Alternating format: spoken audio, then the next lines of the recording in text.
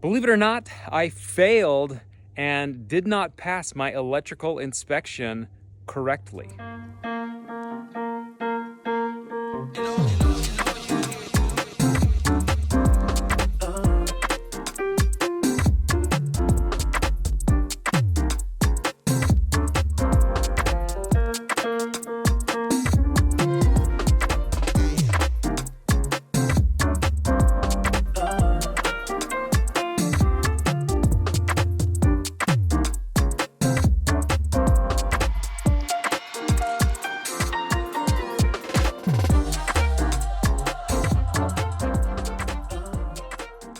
You guys, I am standing in front of my house's power, and you guys have seen me put in this entire unit from the ground up when there was nothing on this property but this. You've seen me land a lot of our power in our house when we pulled in our huge 350 KC mil wire. But today what I want to show you is a lot of footage that was recorded in the meantime of building this house. Last fall, when I started the house, I had the approval of an inspector and I had the approval of the fire marshal. Those are the two people who matter when it comes to saying if your house is safe or not. And they told me that because my junction panel was accessible out there, I didn't have to have a disconnect on the house so I could come directly in. So that's what we did. We set it up. What was considered temporary power was actually permanent power for our house. But after the inspector's been out a few times and he's been mulling it over, he said, man, I just can't in good conscience let you keep it that way. Let's at least put a disconnect in between the two somewhere. So what we're doing is running power from the basement. We're gonna interrupt that, and it's gonna come all the way up into here to this breaker, which is a 200 amp breaker, and then it's gonna go back down into that panel that we already have. And so what came into the house already is no longer going to be connected to that panel. It's going to have to come through here first so that when EMS services arrive, in the event of a fire, they can shut this off. So that is technically what code is. Now, here's the deal when it comes to code. There are a few standards that you have to follow. One is manufacturer standards. Manufacturer standards trumps anything that you are trying to do.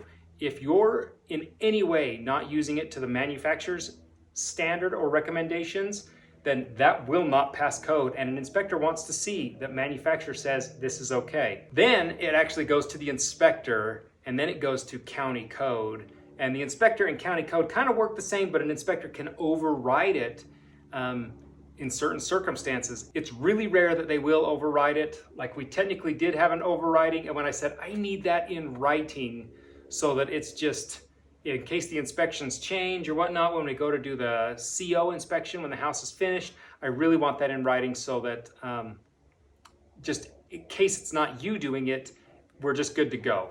And he said, man, I really worried about that. So he's making me do this change. It's not a big change. It is time consuming. This wire is not cheap and the panel's not necessarily cheap. It's about 300 bucks used, I found online, and the cable is not used, but I was able to only need 40 feet of it, so it's not that big of an interruption that we have to do. But the big appeasement I'm trying to do here is I really don't want to see utilities on the house. I want them as minimal as possible. It's a custom house. I want it to look like that, and putting them in a hidden spot for the house isn't central either. So those are the issues we ran into. So I got the smallest 200 amp breaker panel I could find, which this does meet the standards because it's 200 amp. It is an outdoor rated box, and I can recess it into the wall a little bit. This is the front of the house. This is actually the mudroom window that you're looking out. And outside of this window is actually going to be kind of a bank of utilities here.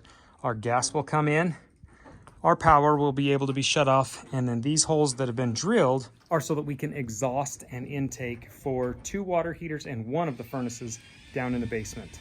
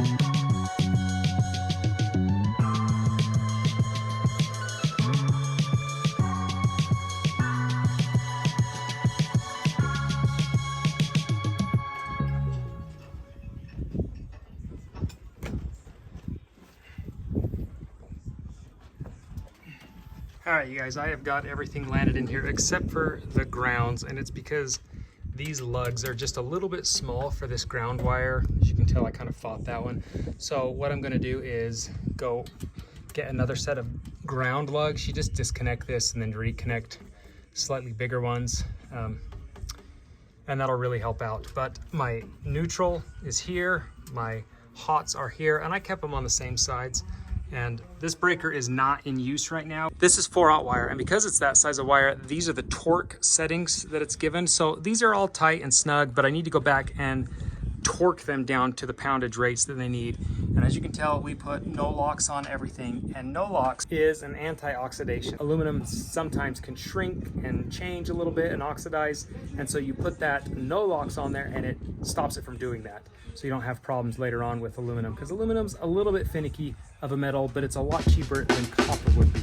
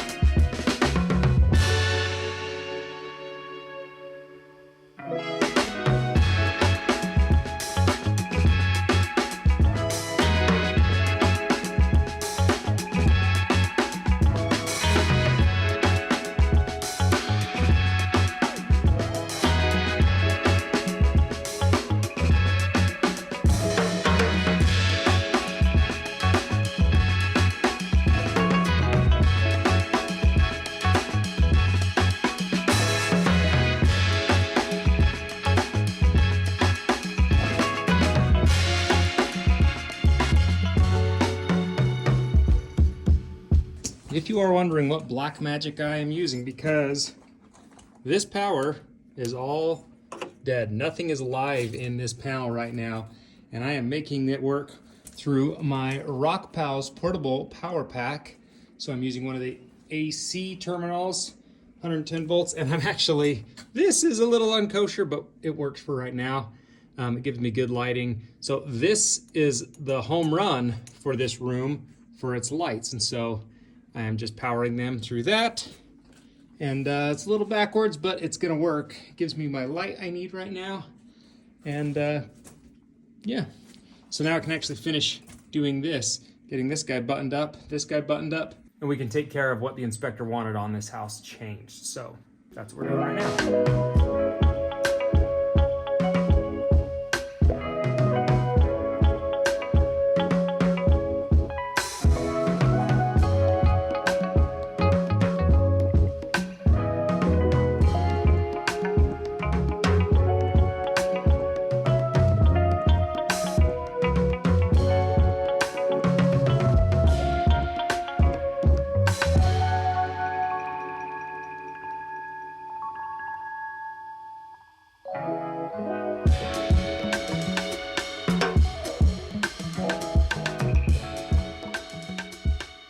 Throughout all this mess, okay, that's a great sign. So our power from outside of our house, clear over there, comes in. It used to come straight into the meter, but the inspector and the fire marshal changed their minds. I had permission to have that set here, and the turnoff would be clear out on the property, and we'd put a sign on the house that said disconnect for the house is out there. So the EMS, when they show up, like for your fire department and whatnot, they can shut the house down in the event of a fire. So that's what that's for. That's why you have a disconnect on your house, so that it's just readily available for EMS services. So after the fire marshal and the inspector sat on it for a little bit, they were like, I really hate to do this to you, but I think we got to change it. You got to do something different, which is okay. It's a bummer, but it's okay. But we learned a lot through it. So I learned that I can still run my power through my house See, that guy there is juice flowing through that. A lot of it. There's juice flowing through this, which tells me it is going out to my physical disconnect, and there is not juice flowing here, which tells me my breaker is off. There we go. Now listen for a pop again. I think we're okay. I think we're all right. Voila. Now the reason you're not seeing power there is because that's the neutral. That's a hot, neutral, ground. All right, one last try.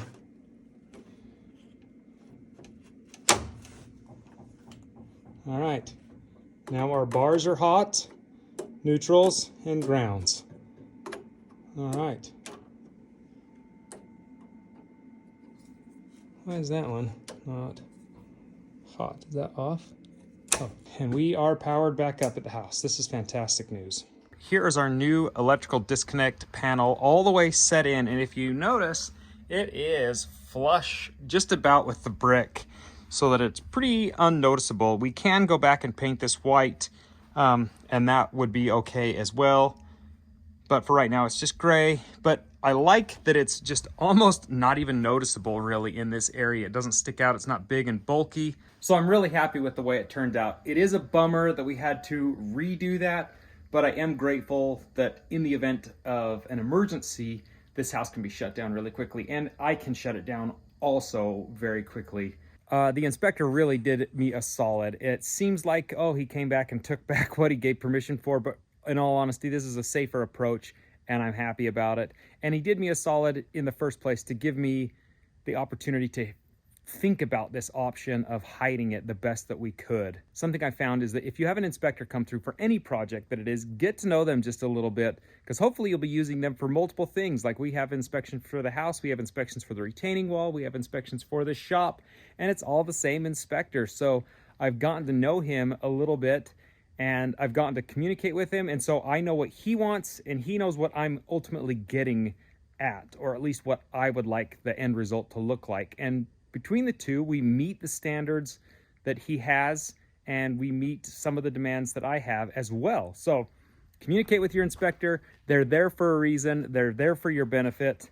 And good luck on any remodel projects that you have coming up. You guys, we are buttoned up with this house, and believe it or not, we're actually living in it right now, but I have a lot of content that has been filmed, like this vlog, that has still got to come out. So make sure you hit that notification bell so you don't miss out on any of the videos. If you've missed some in the past, binge watch this weekend over Thanksgiving weekend and catch up on those. So if you like today's video, give it a thumbs up. If you're new to the channel, subscribe, and we'll see you guys next time.